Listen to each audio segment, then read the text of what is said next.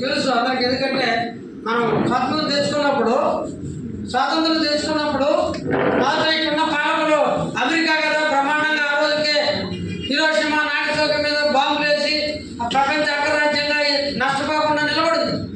మన నెహ్రూ గారు వెళ్ళి అయ్యా మాకు ఇట్లా పరిశ్రమలు పెట్టుకోవాలా, ఉక్కు పరిశ్రమలు అవి ఇవి కాబట్టి మాకు సహాయం చేయండి అని అడిగితే కొంచెం దీర్ఘంగా ఆలోచించి మేము గిరిశ్రమలు పెట్టుకోవడానికి ఏమో అబ్బాయి మీకు కావాలంటే ఏం కావాలో చెప్పండి పంపిస్తామని. ఏం కావాలి మేము మా కాళ్ళ మీద మేము నిలబడాలి. బ్రిటిష్ వాళ్ళు జరిగే తిండి మీద మాకు వస్తువులు పంపించి కొనుక్కునే స్థితి కాదు, మాకు పరిశ్రమలు కావాలి, ఇంక వీళ్ళు అవసరం లేదులే అని చెప్పి రష్యాకు పెడితే బ్రహ్మాండ మీకు రూర్కెళ్ళ కావాలా, మీకు బిలాయి కావాలా, మీకు నాగార్జున ప్రాజెక్ట్ కావాలా, ఓకే మీకు కట్టుకోండి అన్నాం.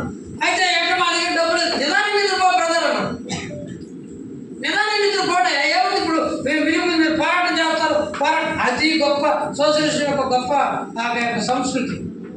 ఈరోజు అమెరికా వాడు మనకి ఏ ఒక్కటి సైన్యంలో నిలబడుతున్నాడు ప్రధానంతో చెప్పి మనలాగానే మన దీన్ని పొందే తప్ప ఒక్కటి కూడా ఈ దేశానికి సహాయం చేస్తుంటారు. అది ఈరోజు మన అందరం ప్రజలకు తీసుకెళ్ళాలి. ఎవరు కట్టించారు? రైల్వేలు వేసుకోవాలని సహకరించింది ఎవరు? చివరికి అమెరికా దాడి చేస్తామంటే సబ్మెరీన్ పంపించి మధ్యలో విశాఖపట్నం పోర్టుని మొత్తం లేపాలను చూస్తే దాన్ని మధ్యలో నిర్వీర్యం చేసి అడ్డుకొని మనం రక్షణగా నిలబడింది.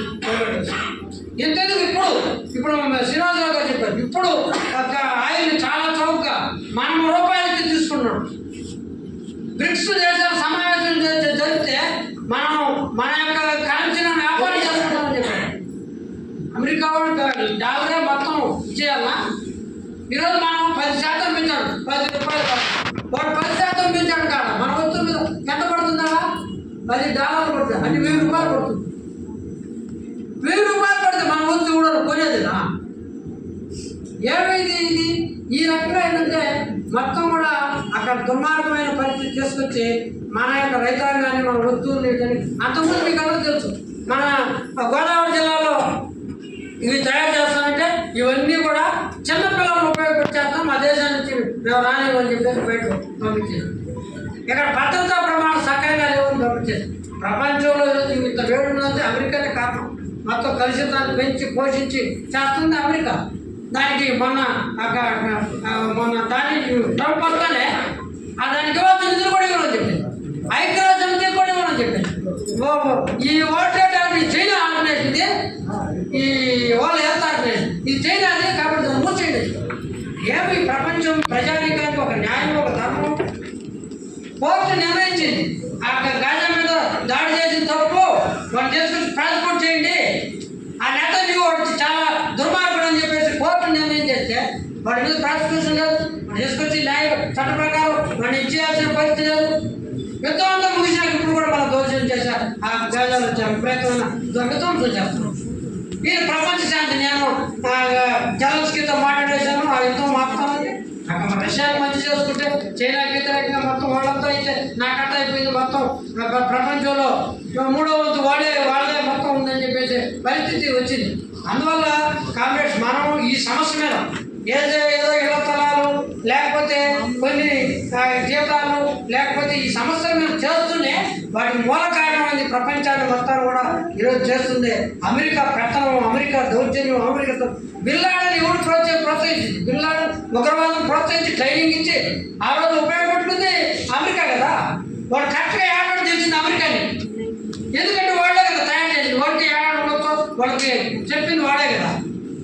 అందుకని ఈరోజు కావాలనే ఈ యొక్క ఆ సమస్యలన్నీ కూడా మనం ఎక్కడెక్కడ నేర్చుకోవాలి, రెండోది అధ్యయనం చేయాలి. మనకి ఇక్కడ జరుగుతుంది ఏంటంటే ఒక అబద్ధాన్ని గ్లోబల్ ప్రచారం 10 సార్లు చెప్పేది నిజమని నమ్మేసి టీచర్ల కానించి మధ్యతరగతుల కానించి ప్రతి ఒక్కరు అవును ఇది ముస్లింసే కదా అనే వాతావరణం పెంచేసి మనకు నష్టం చేస్తున్నారు. ఈ పరిస్థితుల్లో మనం భారతీయ యొక్క ఉన్నతిని కాపాడుకోవడానికి ఇప్పుడు జరుగుతున్న పరిణామాల్లో మనం అందరం కూడా ఐక్యంగా ఉండాలి. భగవద్ బిల్లు తెచ్చారు, మీకు అందరికీ తెలిసి ఎంత దుర్మార్గం చీకొడతాం. ప్రపంచ దేశాలు కానీ కోర్టు సుప్రీం కోర్టు చెప్పింది ఒక మనిషికి కనీసమైన ఒక ప్రాథమిక హక్కును కూడా తింటారు. చూపరా వాడు దానం చేసేది అనుకోలేదా? నువ్వు 5 ఏళ్ళు ముస్లింగా ఉంటేనే దానం చేయాలా? ఏమైంది దుర్మార్గం? నీకు ఎప్పుడో రాజులు ఇప్పుడు పోయి నువ్వు ఇప్పుడు వచ్చాడు వాల్స్ పోయి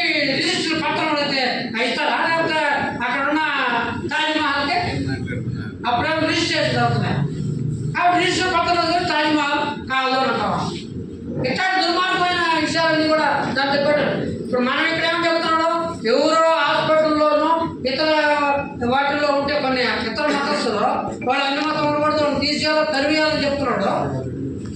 ఇప్పుడు ఒక్కట్లో ఇతర ముస్లిం వేత్తలు ఎక్కువ మెజారిటీ పెడతారు. ఇది టార్గెట్ చేసి సమాజాన్ని చేర్చడం కాదా? మనమందరం అది అర్థం చేసుకోవాల్సిన పనేదా? లేదా హిందూ హిందూ హిందూ అనేస్తే అంత మనమందరం ఇదే ఏమి? ఎవరు హిందూ ఎవరు? దళితులకి ఈరోజు ప్రవేశం కల్పిస్తారా కొండ మీద? లేదా దళితులు పూజారులుగా పెడతారా? లేదా మహిళల్ని పూజారులుగా పెడతారా? ఇవన్నీ ప్రశ్నిస్తే మీరు ఎక్కడ ఏ హిందూ అని మాట్లాడతారు అని చెప్పేసి అనేక మంది అడుగుతుంది. అందువల్ల కామ్రేడ్స్, ఈ విషయం సంబంధించి మనం సీరియస్గానే అధ్యయనం చేసి ప్రజల్లో ఓపిక మన యూనియన్లో మన ప్రాంతాల్లో తెలియజేయాల్సిన అవసరం ఉంది. ఈ విషయాన్ని మీరందరూ కూడా సానుకూలంగా అర్థం చేసుకుంటారని కోరుకుంటూ ఇప్పుడు మన జిల్లా కార్యదర్శి సభ్యులు కందార మురళి గారు 5 నిమిషాలు మాట్లాడతాం. తర్వాత మన మహాసభల సందర్భంగా ఇక్కడి నుంచి దాదాపు 550 కిలోమీటర్లు మన చాలా వెంకటయ్య గారు సీనియర్ నాయకులు, ఇక్కడ మన ఉద్యమాన్ని పునర్నిర్మించిన తర్వాత కీలక పాత్ర వహించిన వ్యక్తి, ఇక్కడ సిఐటి సెక్రటరీ గారు, ఆ తర్వాత చిత్తూరు మనం తిరుపతి చిత్తూరు ప్రాంతానికి సెక్రటరీ గారు ఉన్నారు. ఆయన దాదాపు 72-71 సంవత్సరాల వయసు లెక్క చేయకుండా ఎర్ర జెండా చూస్తూ ఇక్కడి నుంచి మధురై దాకా సైకిల్ దుఃఖపోయి ఎర్రకండలో అది ఈరోజు మనకి పోరాడే వాళ్ళకి ఒక ఆదర్శం. మన దాంతోపాటు కుప్పస్వామి గతంలో కూడా మా మధురై కూడా అదే ఇక్కడ కోయంబత్తూరు మధురైతో పోయారు.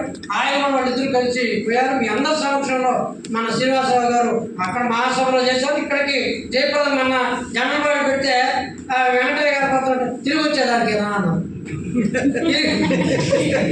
వెంకటయ్య గారు ఇట్లా సైకిల్ యాత్ర చేస్తున్నట్టు నేను గారు అన్నారు, తిరిగి వచ్చేదానికి పంపిస్తుంది మీరు ఆయన అని చెప్పి కాశీకి పోయినాడు అన్నట్టుగా ఈ మహాసభ అందులో అంటే తీవ్రమైన ఎండల పరిస్థితులు ఇవన్నీ మన ఆశయం ముందు, మన యొక్క దీక్ష ముందు ఏమి లెక్క కాదని చెప్పి ఈరోజు ఏదో యూత్ చేస్తే లేకపోతే 30 ఏళ్ళు లోపల 25 ఏళ్ళు కలిగా చేస్తారు అనుకుంటున్నాం. కానీ ఈ ఆశయం సోషలిజం అనేది ఒక ప్రత్యామ్నాయం. దీని ముందు ఎంత దూరమైనా లేకపోతే ఎంతటి కష్టమైనా లెక్కలేదని చేశారు. వారికి ఒక అభినందన మనం తెలియజేద్దాం. కాబట్టి కామ్రేడ్స్ మీరందరూ కూడా ఓపికగా ఉండాలని చెప్పి మురళి గారు మాట్లాడతారు.